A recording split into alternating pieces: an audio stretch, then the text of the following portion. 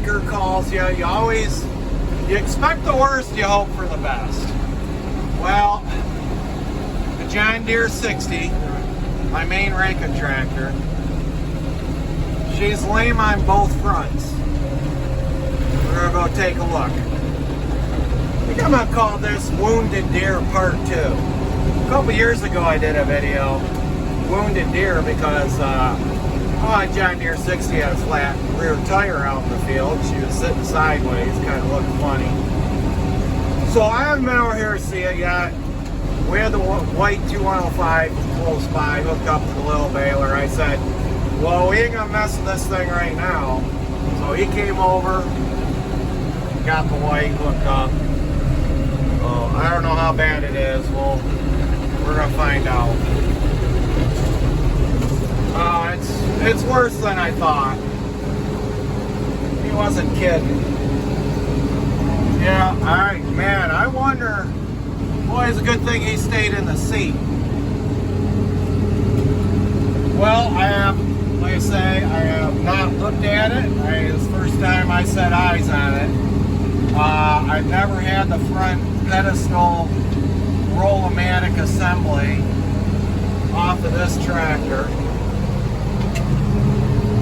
That is something you don't see that every day.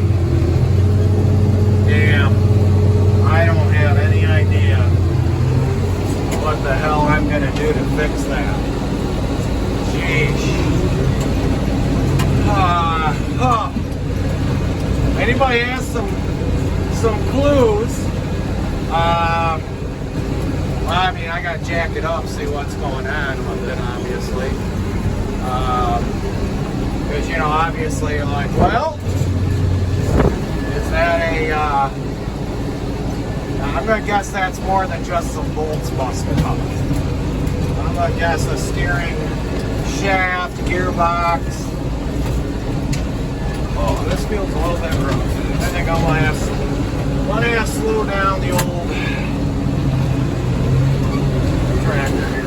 And, you know, a big concern here is not just fixing it, how to do it, finding the parts, but what's the cost going to be? I mean, that tractor's only worth $1,500 bucks, but I don't know if you really it's not fair to put that monetary value on it, because, you know, it does the work of basically you can say it does the work of a $20,000 tractor.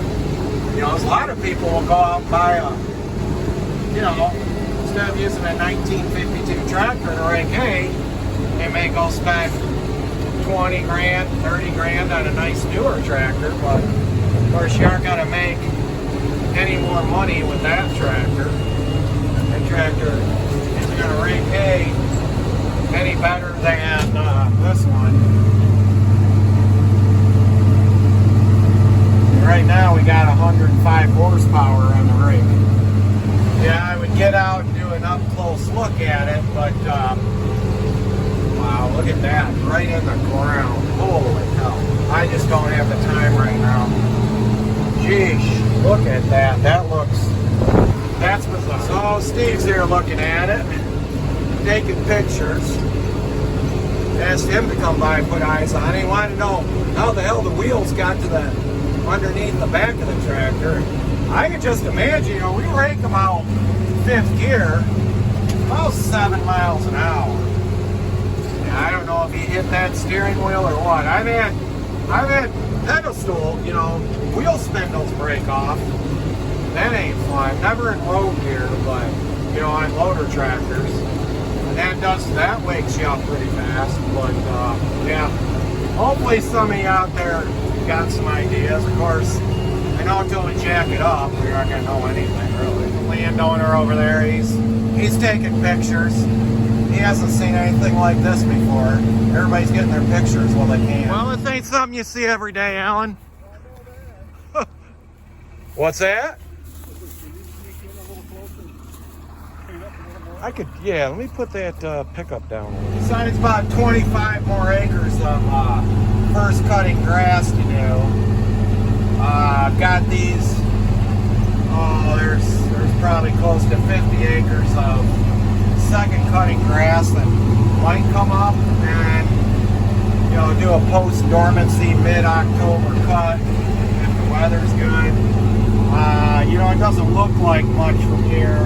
The grass does get real dense, but it definitely needs more height. It's not breaking any records growing, but that would be my hope to get that done. Friendly little guys, boy, they're talkative. 7:15, September 30th. Still a little bit of dust flying. Got about 2 acres left. You can tell I want to be done. I do not want to have to come back here tomorrow. So even if it ends up a little bit tough, I'm still bailing. So it's darker than what the camera shows. There's still dust flying because they do, you know, it's starting to get moist though now. The ground is. I was just outside checking it, and it's you know, the windrow has protected the hay on the inside. It's pretty darn dry stuff. So again, not selling this stuff. It's gonna get fed to cows, so not really worried. And it's an insignificant amount of hay. I think this stuff's absolutely, I have no doubt it's gonna keep just fine. 20 to 8, last bale of the night, 20.2% moisture. Not bad for grass. So, well, I got about 25 more acres of first cutting to do for the year, and then if we get by mid-October some really good weather, I'll get a little bit of second cutting grass, which will just be premium hay. All right, thanks for tuning in, folks.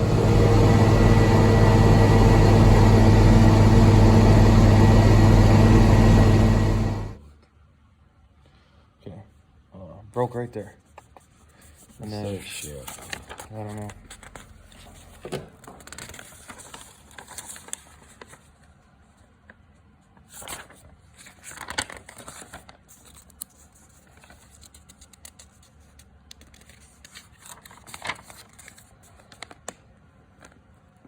That's the whole deal there, huh? Yeah, so it broke right here. Oh, right there. Okay. Yeah, this is all one piece. Like I said, it looked like there was a shaft coming out. Yeah. So there is, because that broke off there. But this whole fucking thing right here, this whole thing turns. And that's pegged up in there. And then, look, see that right there and right there? Yeah. Looks like you can drill those out.